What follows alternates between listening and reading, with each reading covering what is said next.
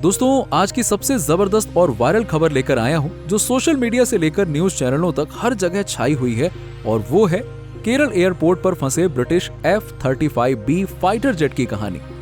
अब एक बार जरा सोच कर देखिए दोस्तों कि सबसे महंगा और एडवांस फाइटर जेट जिसकी कीमत 900 करोड़ रुपए से भी ज्यादा है, वो पिछले 22 दिनों से केरल के तिरुवनंतपुरम एयरपोर्ट पर ऐसे पड़ा है जैसे पुरानी कोई एम्बेसडर कार मोहल्ले की पार्किंग में धूल फांक रही होती है।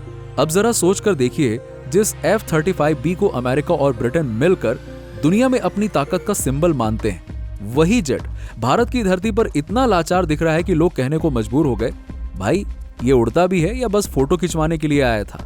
असल में बात यह है कि 14 जून को ब्रिटिश नेवी का ये fighter jet HMS prince of Wales aircraft carrier से एक एक्सरसाइज के दौरान उड़ रहा था। तभी होता यह है कि अरब सागर के ऊपर मौसम खराब होने की वजह से केरल एयरपोर्ट पर इसकी इमरजेंसी लैंडिंग करा दी गई। हाँ, लैंडिंग के लिए बकायदा परमिशन मांगी गई और करवा दी गई। लैंडिंग के बाद इसमें ऐसी तकनीकी खराबी आ गई कि ब्रिटिश इंजीनियरों की पूरी टीम आई लेकिन इसे ठीक नहीं कर पाई। अब अंत में होता यह है कि ब्रिटिश इंजीनियर्स बोले कि यार अब ठीक है, ठीक तो हम कर नहीं पा रहे हैं, अब इसे काम करते हैं कि तोड़ फोड़ के ही ठीक किया जा सकता है। अब हालात तो ये हैं दोस्तों कि ब्रिटेन से 40 इंजीनियरों की स्पेशल टीम आई, लेकिन इसके बावजूद ये जो इतना बड़ा जेट है 1 इंच तक नहीं हिला।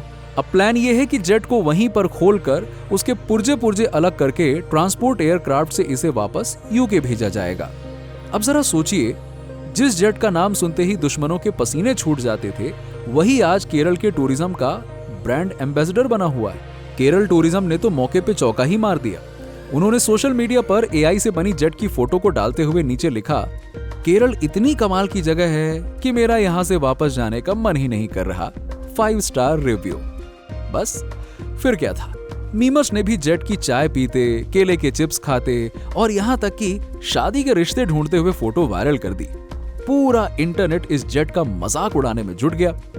अब ब्रिटिश मीडिया को यह सब बिल्कुल भी हजम नहीं हो रहा था, तो उन्होंने यहां तक लिख दिया कि इंडिया ने रॉयल नेवी का मजाक बना दिया है। उन्होंने जेट के मजाक को अपनी नाक का सवाल बना लिया।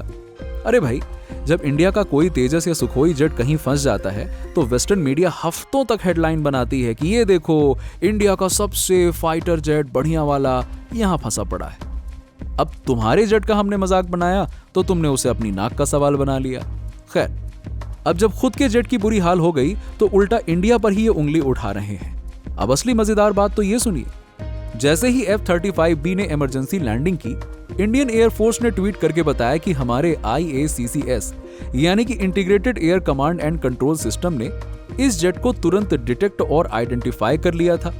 यानी कि दुनिया की सबसे एडवांस स्टेल्थ टेक्नोलॉजी भी इंडिया के एयर डिफेंस सिस्टम से बच नहीं पाई।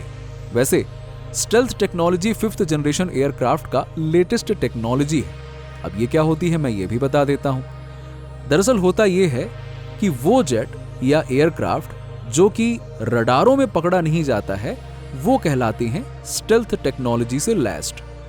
अब इस पर अमेरिका को बहुत घमंड था कि उनके जो एयरक्राफ्ट हैं वो पकड़े नहीं जाएंगे, इसीलिए इस जेट की खूबियों को गिना गिना कर भारत को इसके खरीद के डील पर साइन करने के लिए दबाव डाला जा रहा था। पर इत्तेफाक तो देखिए, इसकी पोल भारत में ही खुल गई। वैसे उसके भारत के रडार के पकड़ में आने की खबर सिर्फ यूके या यूएस को नहीं मिली, बल्कि चाइना को भी मिली।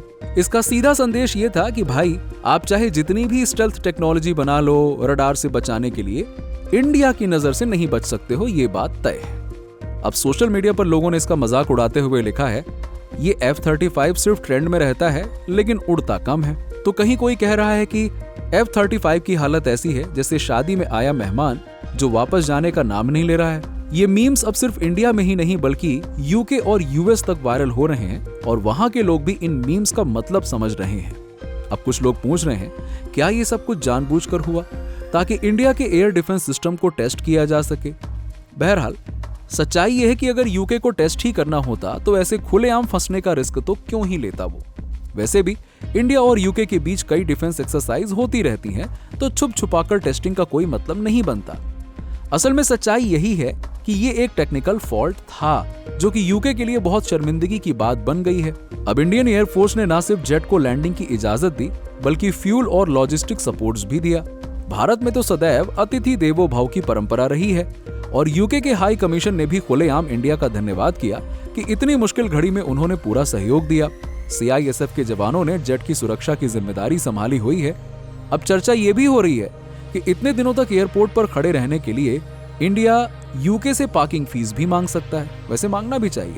हमारी कार कहीं खड़ी हो जाती है तो सरकार हमसे जबरदस्त फीस वसूल करती है। अब यहाँ तो पूरा का पूरा फाइटर जेट खड़ा हुआ है। भाई 22 दिनों तक कोई जेट ऐसे ही पार्किंग में खड़ा रहे तो बिल तो बनता है। अब इस पूरे मामले ने F-35B की ब्रांड वैल्यू पर बड़ा सवाल भी खड़ा कर दिया है। जिस जेट को अमेरिका और ब्रिटेन दुनिया का सबसे भरोसेमंद फाइटर बताते नहीं थकते, वही अब सोशल मीडिया का जोक बन गया है और कई देशों ने तो अब F-35 की खरीद पर भी सवाल उठाने शुरू कर दिए। इंडियन एयरफोर्स ने इस मौके पर दिखा दिया कि उनकी एयर डिफेंस टेक्नोलॉजी किसी से कम नहीं है।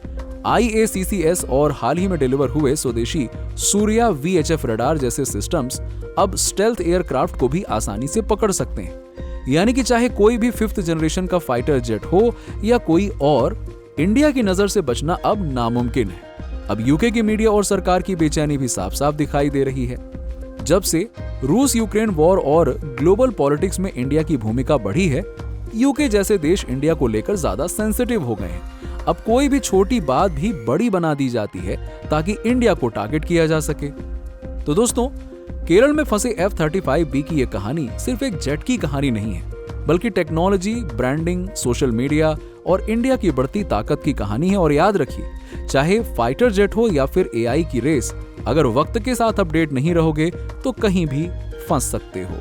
दोस्तों, ये है नया भारत, आत्मनिर्भर भारत, जो हर चुनौती को मौके में बदलना जानता है। साथियों, अगर आप चाहते हैं कि हम ऐसे ही डिटेल्ड एनालिसिस से भरे वीडियोस आपके लिए लाते रहें, तो वीडियो को लाइक करके चैनल को सब्सक्राइब जरूर कर दीजिएगा। और हाँ, वीडियो के नीचे दिए गए सुपर थैंक्स पर क्लिक करके हमें सपोर्ट भी कर सकते हैं। धन्यवाद। जय हिंद, जय भारत।